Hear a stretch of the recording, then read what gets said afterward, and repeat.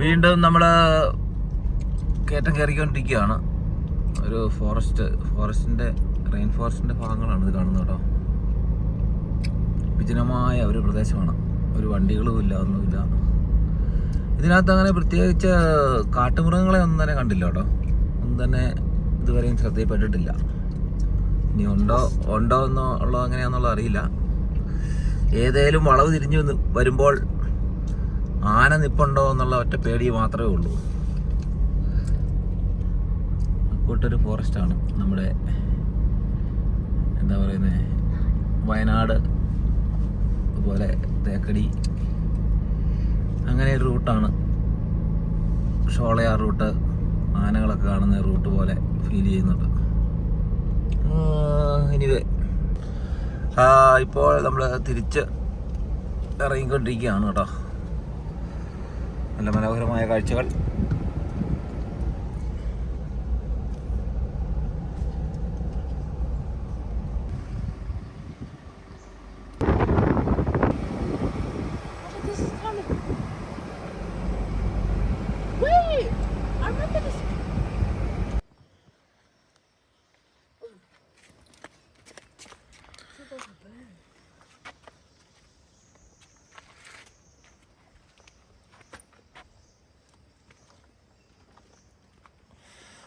ഇവിടെ ചെറിയൊരു നോട്ടീസ് പോലെ മാപ്പൊക്കെ കാണിച്ചിട്ടുണ്ട്. നമ്മുടെ റെയിൻ ഫോറസ്റ്റിൻ്റെ ഒരു ഐഡിയ തരാൻ വേണ്ടിയാണ്. ഇപ്പം നമ്മൾ എത്തിയിരിക്കുന്ന സ്കൈ വിൻഡോ എന്ന പറയുന്ന ഒരു വ്യൂ പോയിൻ്റാണ്.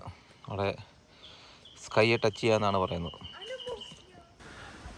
സ്കൈ വിൻഡോ ഒരു പോയിൻ്റാണിത്, വ്യൂ പോയിൻ്റാണ്. താഴ്വരം കാണാം. നമ്മൾ കയറി വന്ന വഴിയാണ് കാണുന്നത്.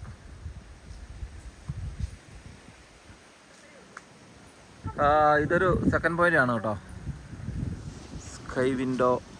നമുക്ക് ഇവിടെ നിന്ന് കാണാനുള്ള സൗകര്യമുണ്ട് കേട്ടോ, സേഫ്റ്റി ആയിട്ട്. താഴോട്ട് ഭയങ്കര കൊക്ക പോലെയുള്ള താഴ്ചയുള്ള ഏരിയകൾ. ഇവിടെ നമുക്ക് ഇപ്പോൾ തണുപ്പ് തുടങ്ങിയിട്ടുണ്ട് കേട്ടോ. ഇവിടെ -1 വരെയൊക്കെ വരുമെന്നാണ് പറയുന്നത് സീസൺ ടൈമിൽ. നല്ല തണുപ്പ് ഇപ്പോൾ ഫീൽ ചെയ്യുന്നുണ്ട്. ഇപ്പോൾ സമയം ഇവിടെ വൈകുന്നേരം 6:30 ആയി. അപ്പം തണുപ്പ് വീണ് തുടങ്ങി.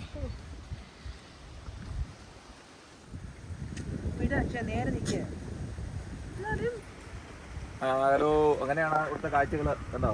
മനോഹരമായ കാഴ്ചകളാണ് താഴ്വരയിൽ കാണാൻ പറ്റുന്നത്.